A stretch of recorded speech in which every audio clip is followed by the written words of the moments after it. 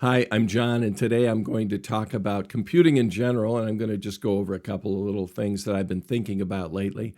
And this is really the type of video where please leave a comment and let me know what you think at the end of this. I may be totally wrong, but I've been thinking a lot about the future. I've been thinking about where things have been. And I'm a Linux user, and recently I went out and I bought a Windows laptop because there was something I needed to do. And I thought, when it comes to business, I still need a Windows laptop. Well, I got the laptop. Now, this is my old laptop, which is not that old, about 4 years old, and it runs Linux Mint. Everything that I do runs Linux. I got away from Windows. And when I bought that laptop, I thought, well, I'll have something that's dedicated to Windows, even though I don't like it. But come to find out, and the way I was doing it, I found other programs in Linux that could do the job of what I was asking it to do, that I didn't think it could do. And so I just took the laptop back to the store and said, I don't want this. And it wasn't so much because of what it could do or couldn't do.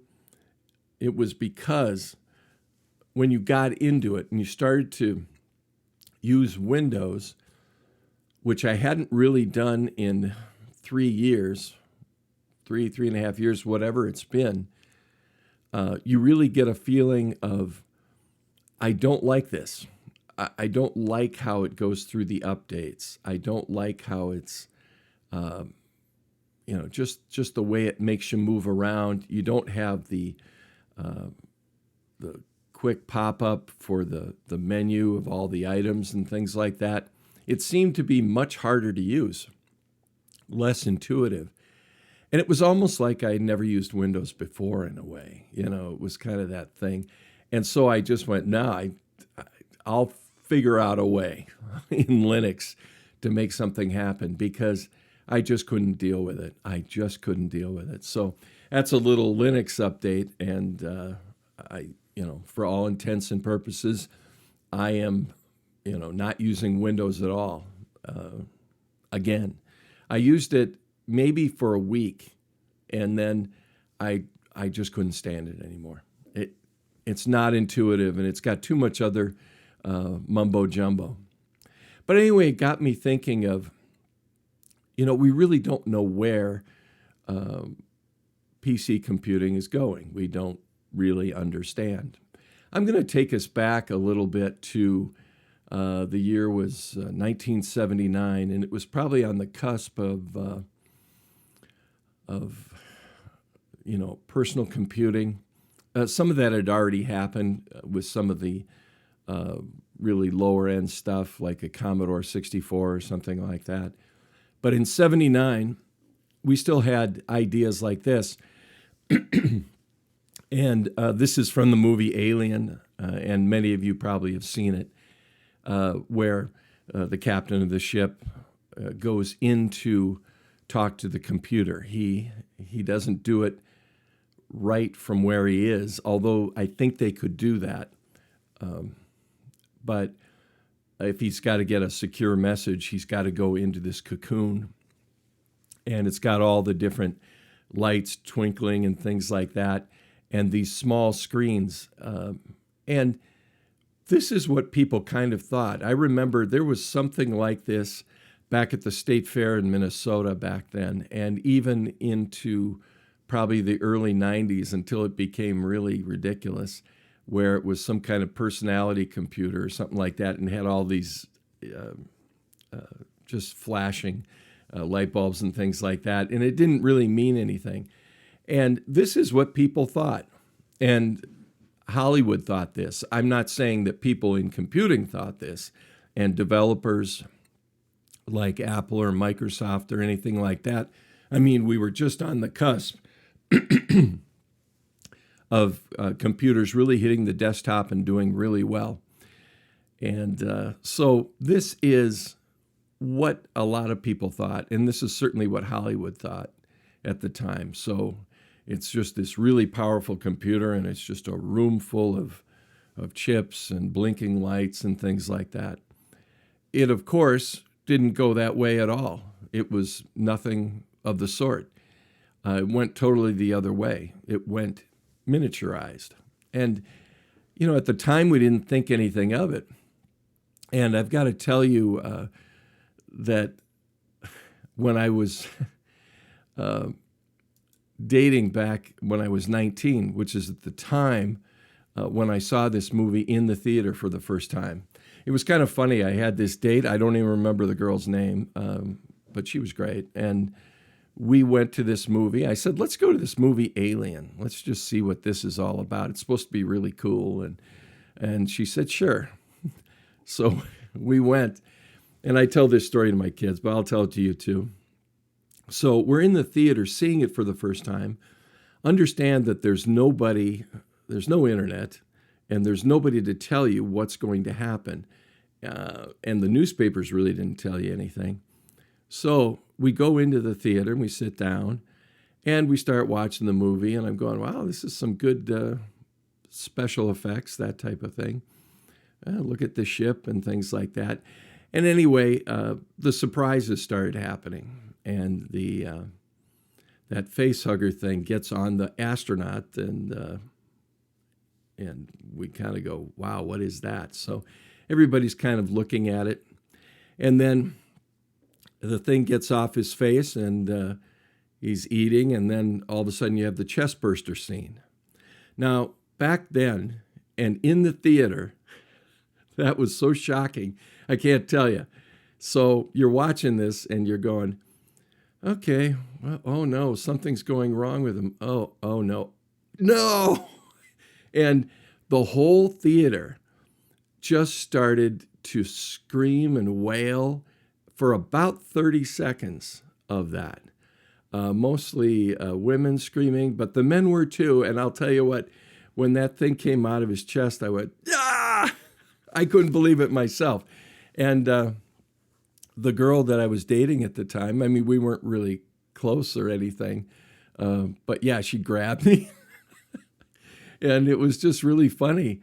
And it was like, no, wow, it's really strange.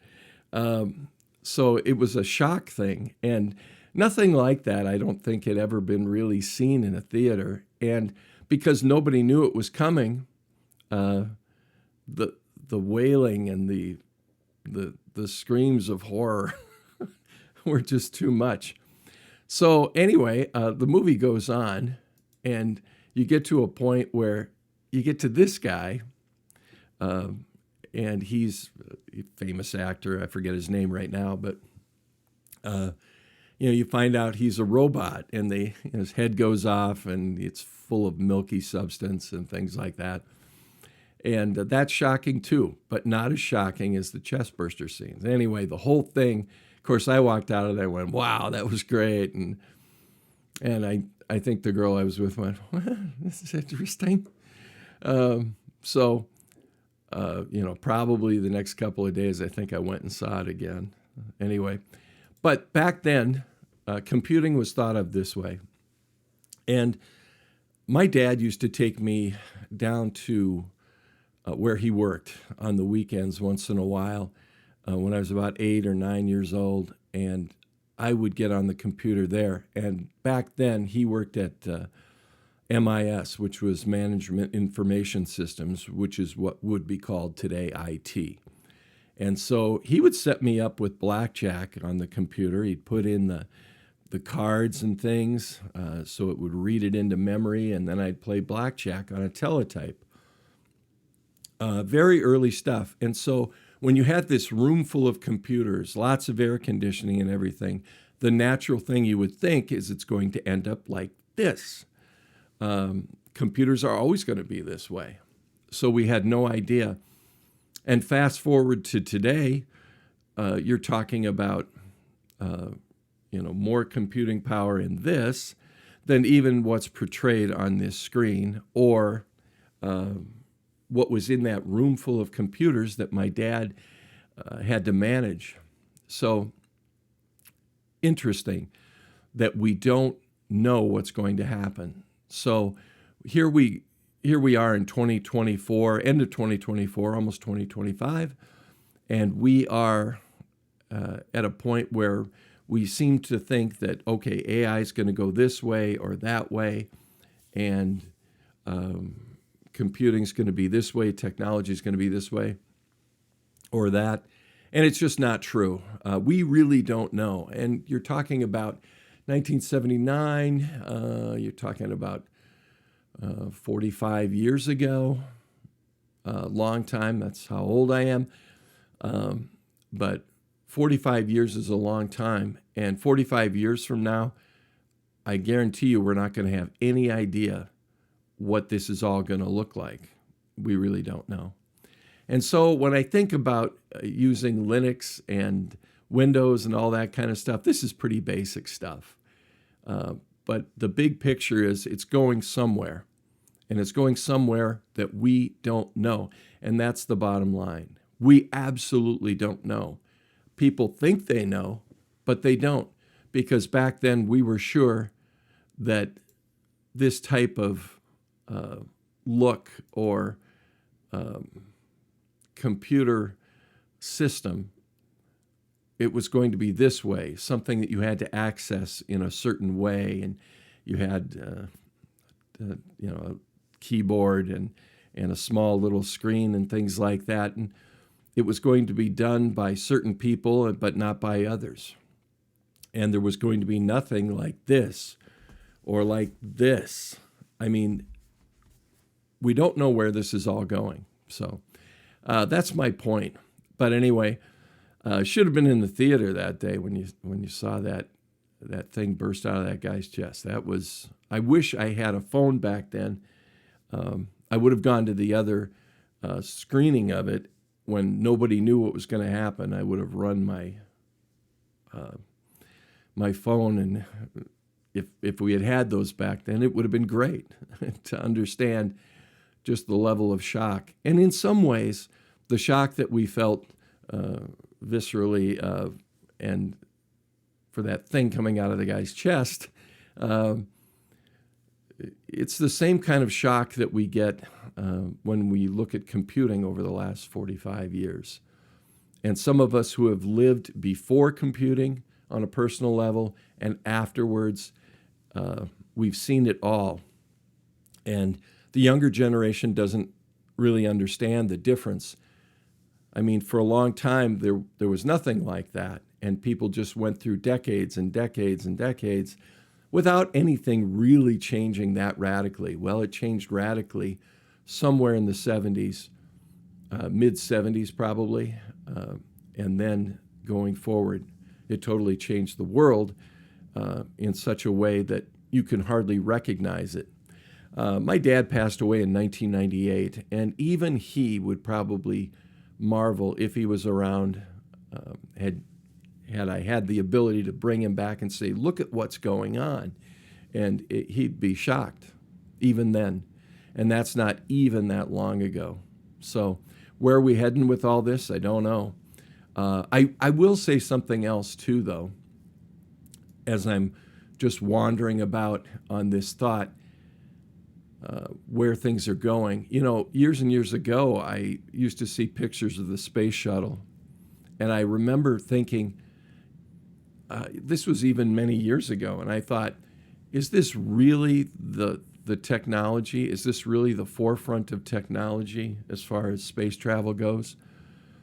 And I still don't think it is. And, you know, we've gone back to doing rockets, and we're trying to get to the moon again, evidently,